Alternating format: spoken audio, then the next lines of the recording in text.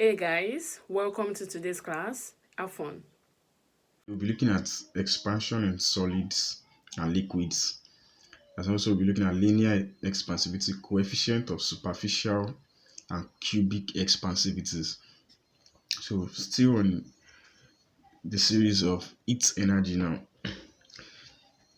When we refer to expansion, what we're simply talking about is the increase in probably the cross section, which can either be the length, which can be the area or the volume. So you either have the length, the area, or the volume. So the increase in cross section of a substance, which is as a result of the accumulation of its energy, leads to what we refer to as expansion. So we have a simple diagram here. You have, let's take a solid now. A solid has a definite volume and a definite shape. It is also rigid. Now these are the molecules of the solid. Now this is the solid in its natural state. On the addition of heat now, the application of heat energy to this solid, this red direction now. On application of heat energy, these molecules begin to attain very high kinetic energies. They begin to move with very high speeds, different direction randomly, and vibration of the molecules occurs in the system. So you have very large energy here, and this results in these molecules hitting the walls of this container. They hit the wall of the container, thereby causing an expansion. So in the first instance, you have a body of this shape. Then on application of its energy now, the body has an increase in length, which is change in L. It can also be in form of the area, the cross section of the body. If you have a body of length L and breadth L, the area will be L square. Now the change in the length also now will bring about a new area. Likewise, when you have a cube, L cube is equals to the volume. So expansion occurs in solids, it occurs in liquids, and it occurs in gases also. So this is a simple explanation of expansion in nature. So also on cooling this solid now, the molecules attain lower kinetic energies, low heat energy, and lesser speed and vibration of the molecules. So on cooling this substance in this state, you have the object going back to its natural state. In this case, we call it contraction. So in this sense now, expansion is the opposite of contraction. So expansion has to do with the attaining the gain of its energy, causes an increase in the cross section of the object. Contraction has to do with the loss of the heat energy, in which the object returns to its former position. Okay, quickly we'll be looking at some applications of expansion. Now, the application of expansion is seen in railway tracks. You can see in bimetal strips and in rivets. And when we're talking about railway tracks now, a railway track is designed to have gaps. So you have a railway track like this. You have expansion gaps, which is as a result of the effect of, okay, so the railway tracks have expansion gaps due to rises in temperature. So a rise in temperature, because this is made of steel, iron, forms of metals, which are they have very high expansivities. So to provide for this expansion, you have gaps between the tracks, so which is due to expansion. Also, you have a bimetal strip. Now, a bimetal strip looks like this. You have an alloy of both brass and iron. Now, on the application of its energy, it expands into something like this, with brass on the outside and iron on the inside now.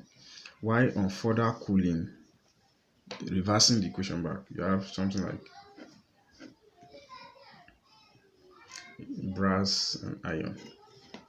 So what this shows is that brass expands more than the iron. You have the same length, but on the expansion, you have an increased length of brass and a shorter length of the iron. On cooling further, you have a shorter length of the brass, longer length of the iron. So brass cools or contracts more readily compared to iron. So lastly, you can also see the application of expansion in rivets. Now rivets are forms of joining metals together. You have a metal, you have another metal. You apply a rivet through holes to join these metals together. So this is applied through a roll, this is applied through a roll. So a rivet is used to join metals together. It provides a good seal for plates against expansion. So this is also simple applications of expansion. Expansion is very noticeable in nature. It has advantages, also have disadvantages. The advantages are what we see in thermometers. You have the bimetallic strip. You have the bimetallic strip also in a thermostat. You have them in fire alarms. Then they also have disadvantages also. Because of the expansion, when you have water pipes, probably they are made of metal. Because of the expansion, it leads to cracks or bursts in metal pipes. You can also have your cracking of glass cups because of expansion. You have expansion of bridges now. In bridges, you have expansion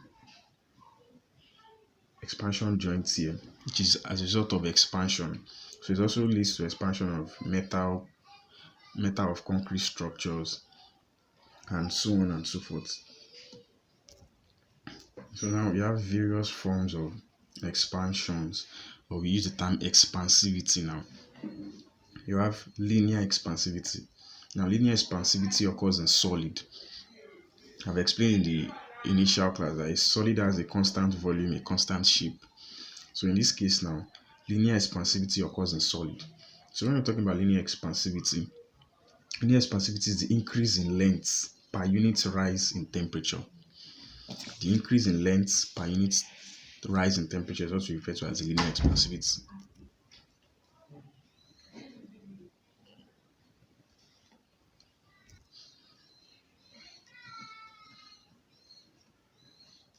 So you have a solid now of an initial length L1. Now, the linear expansivity is defined as the increase in length per unit rise in the temperature of the solid. You have a solid of initial length L1. Now, on the application of its energy, the solid increases in length due to the vibration of molecules in the solid. It expands, increases in length, and you have a new length now, which is L2. Now, this increase in length is what we refer to as the change in length. You have an initial length, a change in length brings about L2. Now, there was an initial temperature and a final temperature. The solid was at an initial temperature. Now, on applying its energy, it attained another level of its energy. So the temperature increased also. So the change in this temperature is what's referred to as change in theta. All this relationship brings about what we refer to as the formula for linear expansivity, which is equals to alpha, which is a symbol for linear expansivity, is equals to the new length minus the original length over the original length multiplied by the temperature change. So the formula for linear expansivity, L2 minus L1 over L1 multiplied by change in theta. So, and the unit is in per Kelvin or per degree Celsius. So similarly, we also have coefficient of superficial expansivity. When we're talking about superficial in this case now, we refer to area. Referring to the area now, you have a solid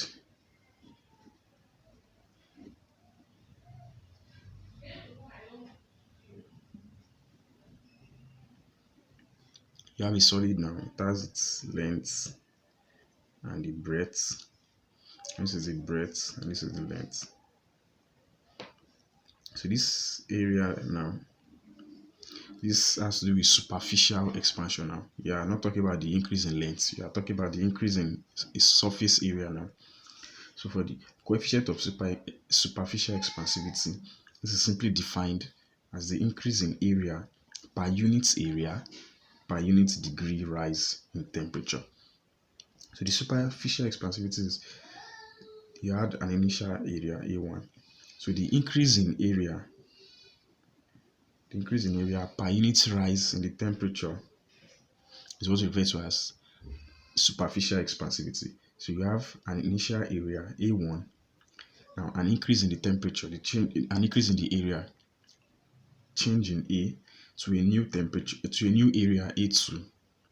Now recall that all this is a function of temperature, which is as a result of the application of heat energy. So the formula which relates the coefficient of superficial expansivity is beta equals to the new area minus the initial area over the initial area multiplied by the temperature change. So that gives us this. You have beta is equals to the final area minus the initial area over the initial area and the change in temperature, which is T2 minus T1. So this is our temperature change. So on further expatiating now or simplifying, we find out that the superficial expansivity is equals to 2 times our linear expansivity. So in a case whereby we are given the linear expansivity now of this solid, we know the linear expansivity. To find the area of superficial expansivity, just multiply by 2. Multiply our linear expansivity by 2 to give us the superficial expansivity. So it is also in degree Kelvin or degree Celsius, per degree Kelvin or per degree Celsius. So also we have coefficient of cubical expansivity. Coefficient of cubical expansivity.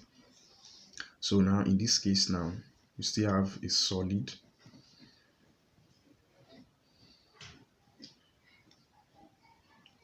it has a length, this is the breadth, it has height. So you have the length, you have the breadth, and you have the height. Now, a linear expansivity can occur in the form of just a change in the length. An area expansivity or the coefficient of superficial expansion occurs in a change in the area per unit rise in the temperature. Now, if coefficient of cubical expansivity, or you can call it the volume expansivity. Now, at the initial stage, this object has a volume V1, which is equals to length times breadth times height, which is the formula for volume. Now, at the application of heat energy, each component of the object increases either in length, in breadth, in height. So this brings about a new volume L2, B2, H2. So the difference between these two changes is what we refer to as the coefficient of cubical expansivity, which is denoted as gamma. So our gamma is equals to the final volume minus the initial volume over the initial volume multiplied by the temperature change. So similarly also, our gamma is equals to 3 times of the linear expansivity.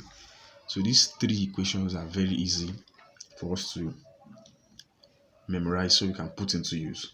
The linear expansivity, change in length over original length times change in temperature. Superficial expansivity, change in area over the initial area multiplied by temperature rise. Cubical expansivity, change in volume over initial volume multiplied by change in the temperature, which is temperature difference. So also, lastly, we have this relationship between them. So we'll be able to establish that our linear expansivity now in this case is the change in length by the original length, change in temperature. So in that case now, our linear expansivity is a function of the initial length L. It is inversely proportional to the initial length and directly proportional to the change in length. So in this case now, our linear expansivity is inversely proportional to the change in length, the original length rather. So in the same manner, our superficial expansivity is inversely proportional to the original area, and also the cubical expansivity is inversely proportional to the initial volume. So we also have these expressions now. So our linear expansivity is inversely proportional to the original length. This is inversely proportional to original area, inversely proportional to original volume. Okay. So you said expansion occurs in solids and liquids. It also occurs in gases now. But in this case now, I want to be looking at expansion in liquids now. So talking about liquids now, a liquid doesn't have a constant volume. It doesn't have a constant area which it contains. Instead, it takes the shape of the container. And let's say this is water, and this is a solid, and this is liquid inside. So because this liquid cannot have its own definite volume, it has to take the shape of a container which is solid. So in that case now, for us to find the expansivity of that liquid, we have to take into consideration the expansivity of the liquid inside the container and the expansivity of this solid, because a liquid works in hand with the container in which it is in, and that container is a solid. So that brings us to the real expansivity of liquid and apparent expansivity of liquid. So the real expansivity of liquid now, sometimes called the cubic or real or true expansivity of the liquid. Now this simply tells us the actual expansivity of this liquid, which is as a result of the expansivity of the liquid and solid, is what we refer to as the real expansivity of the liquid. So it is referred to as the real or true expansivity of the liquid itself. Okay, so now we have the apparent cubic expansivity. So in the explanation I gave, you have a liquid, you have the solid. Now, the real expansivity of that liquid is due to the expansivity of the solid and the expansivity of the liquid.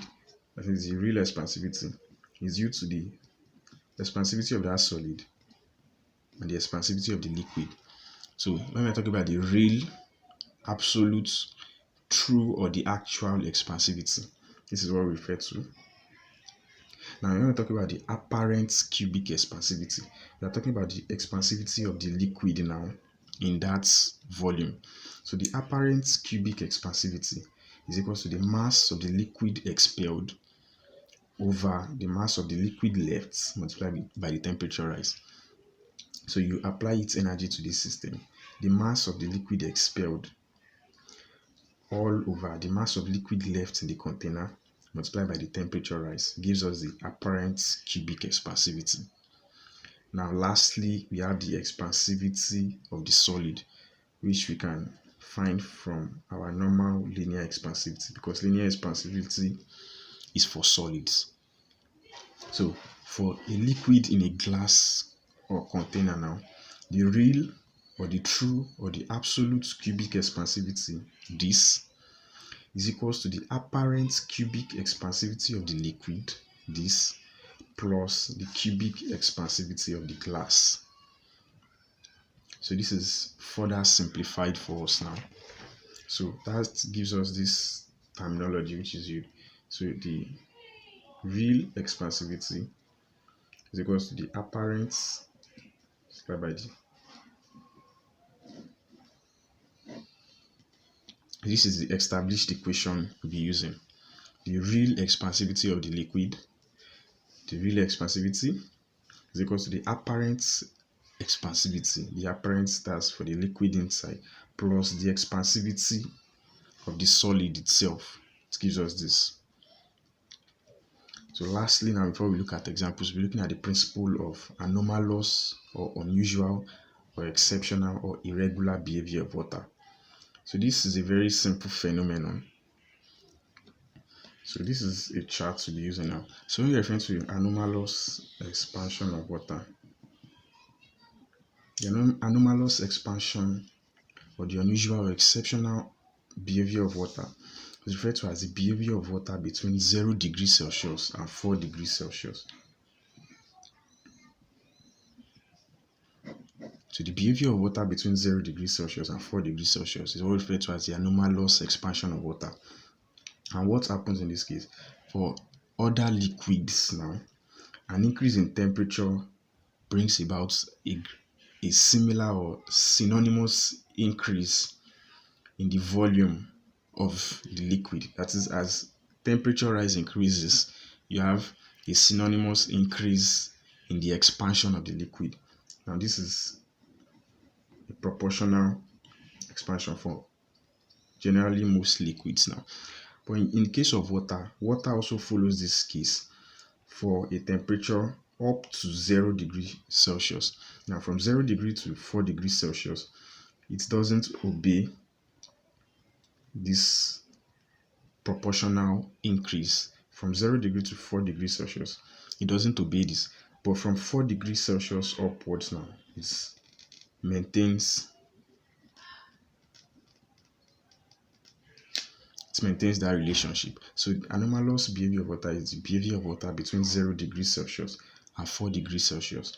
So for normal liquids, a rise in temperature brings about a synonymous rise in expansion. But for water, for between 0 degrees Celsius and 4 degrees Celsius, instead of an increase in expansion, that is an increase in the volume expansivity, there is a decrease in volume. So between 0 degrees Celsius and 4 degrees Celsius, there is a drop in the volume of water. After 4 degrees Celsius, you have an increase in the volume expansivity of water. So now we're looking at quick examples. So the first example we're looking at here is from a NECO past question. Sorry, number 15. It says a metal rod of length 60 centimeter is heated from 15 degrees Celsius to 60 degrees Celsius. Calculate its new length. The linear expansivity of the metal is given as 9 times 10 to the power minus 6 per Kelvin. So all we have to do first now is to interpret the parameters we're given as usual. So you have a metal rod of length 60 centimeter. So our length of the metal rod 60 centimeter. And it is heated from 15 degrees Celsius to 60 degrees Celsius. It is heated from 15 degrees Celsius to 60 degrees Celsius. Calculate its new length, L2. I told you to calculate its new length.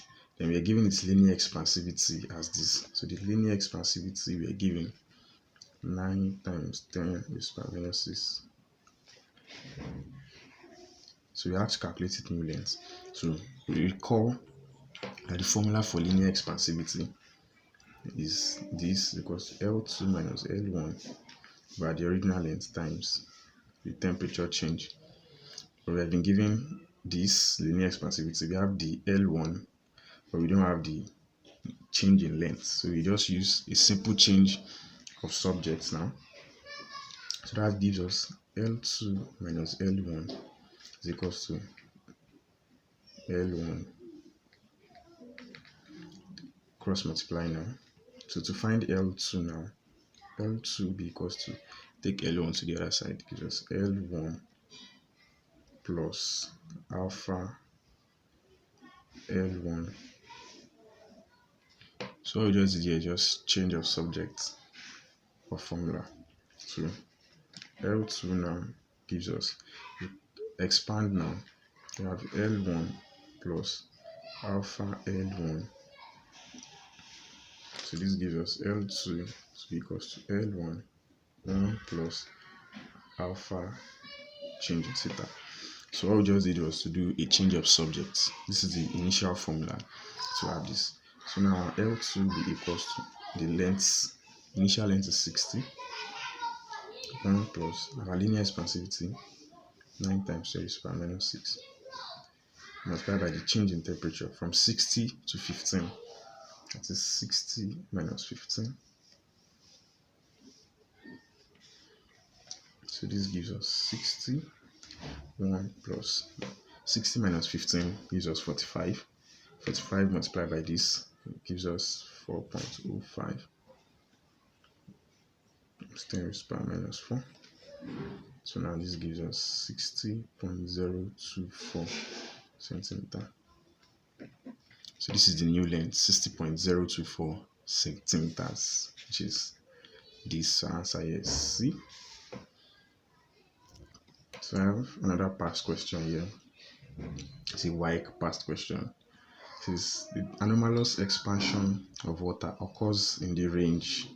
We have 0 to 100, 0 to 4, 4 to 100, minus 4 to 0. This is the last thing I explained earlier. You have a chart like this.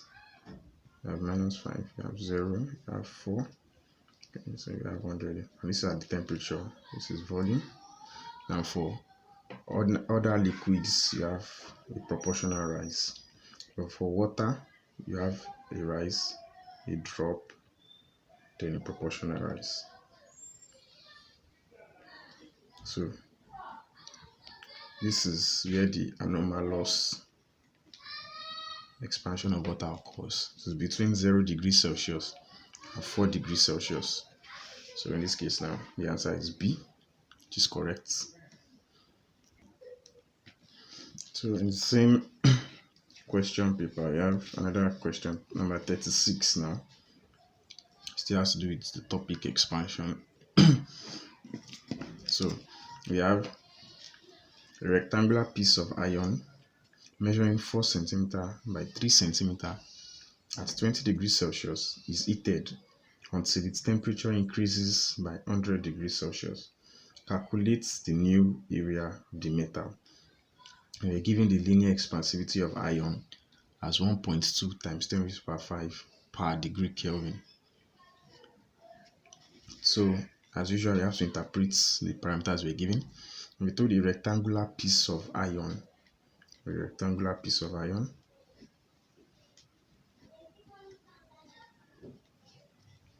measuring 4 cm by 3 cm. So the length is 4 cm, the breadth is 3 cm. Okay, so it says measuring at 20 degrees Celsius is heated until its temperature increases by 100. So the initial temperature was 20 degrees Celsius. And we're told its temperature increases by 100. This is not the final temperature. The temperature increases by 100. So if it increases by 100, the T2 should be 100 plus 20, which is 120. So our change in temperature is 100 degrees Celsius. Because the temperature increases by 100, so T2 would be 120 degrees Celsius. 120 minus 20 gives us 100 already. So we are not bothered about T2. So now we are told to calculate its new area. So this is coefficient of superficial expansivity. Now we're given the linear expansivity of iron. 1.2 times 10 raised to the power minus 5 per degree Kelvin. And we have to find the new area. Okay, so the formula for coefficient of superficial expansivity is equal to the change in area over the initial area multiplied by temperature difference. Now we need to have our beta. We need to know A2, A1, A1. We have to find A2.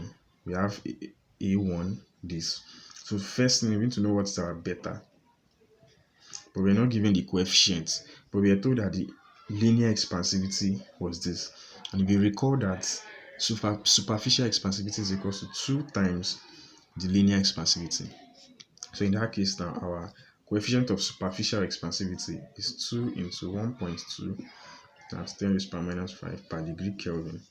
So this gives us 2.4 times 10 raised to the power minus 5 per degree Kelvin.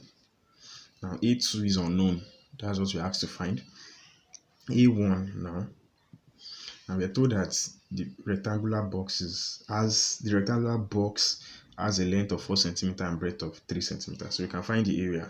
Area is length times breadth. That's 4 times 3. So we have 12 centimeters square. Our A1 is known already. Now temperature difference.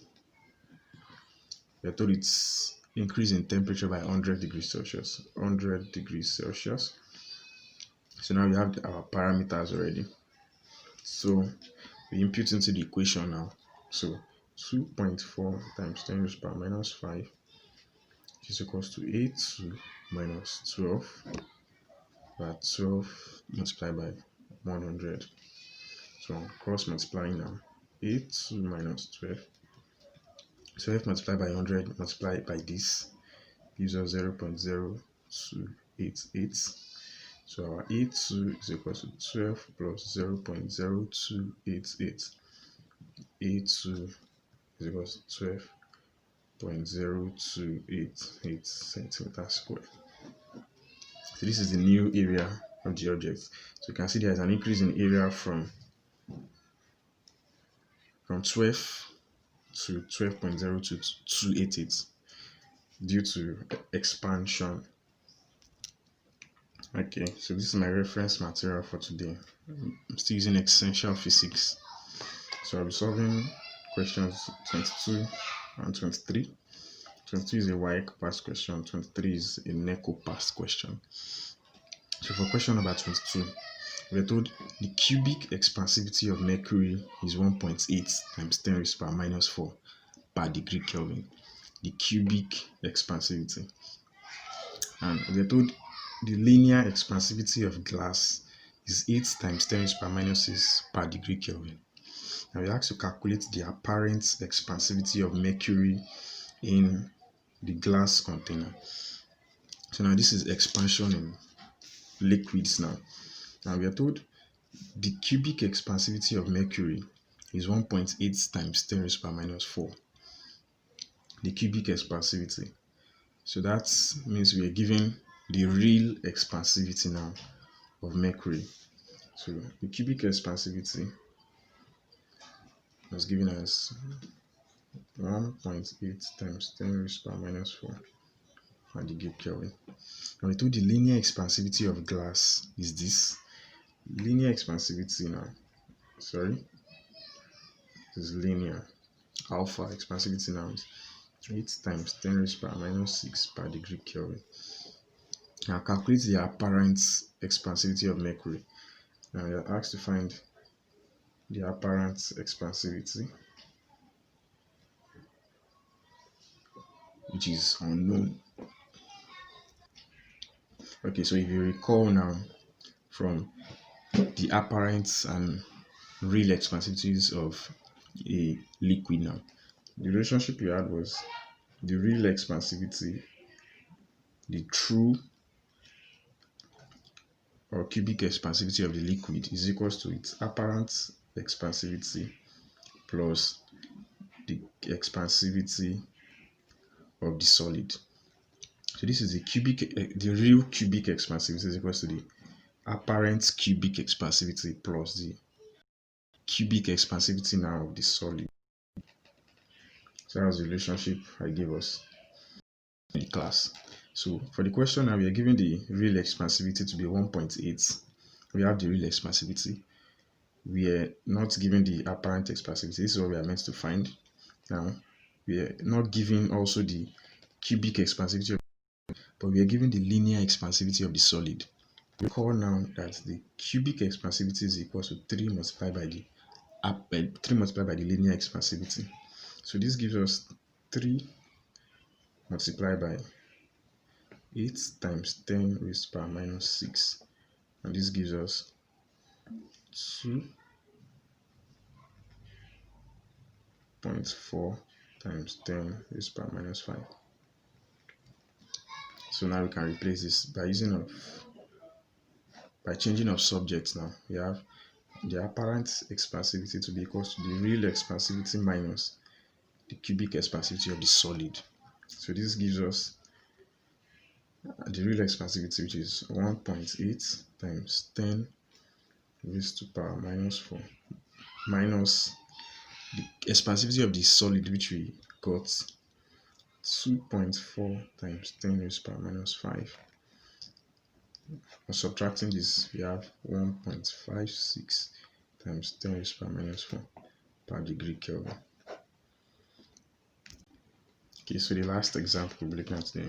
So we'll be looking at question 22 and 23.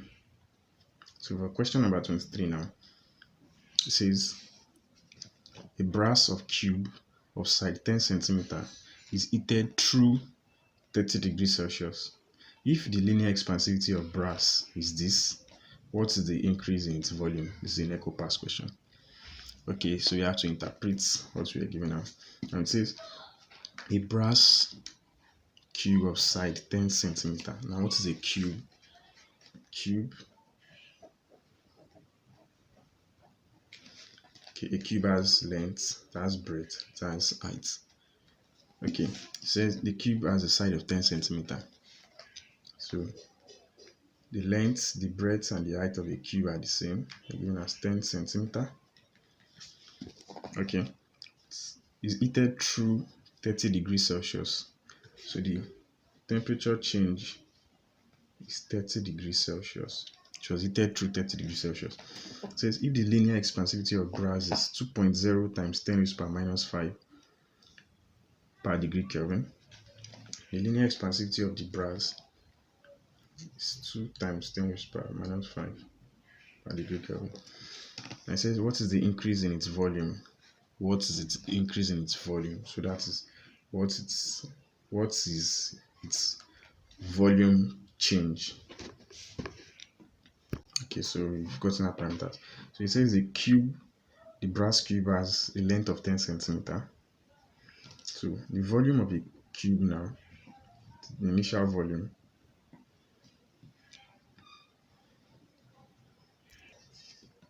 will give us 10 length times breadth times height. It gives us 1000 centimeter cube. And this is the initial volume of the brass cube, centimeter cube. We are given the temperature difference in which it rises as 30 degrees Celsius.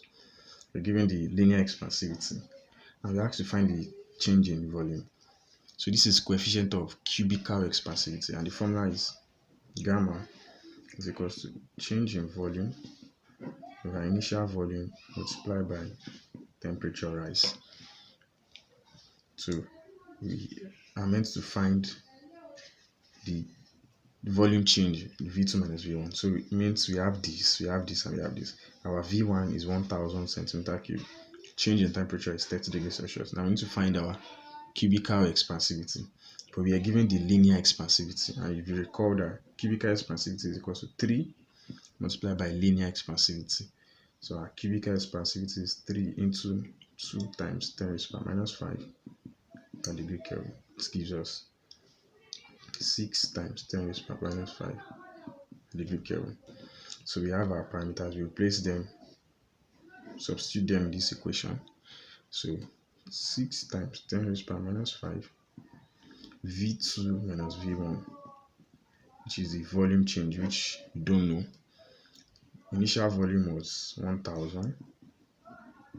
The temperature rise was 30. So now we cross multiply.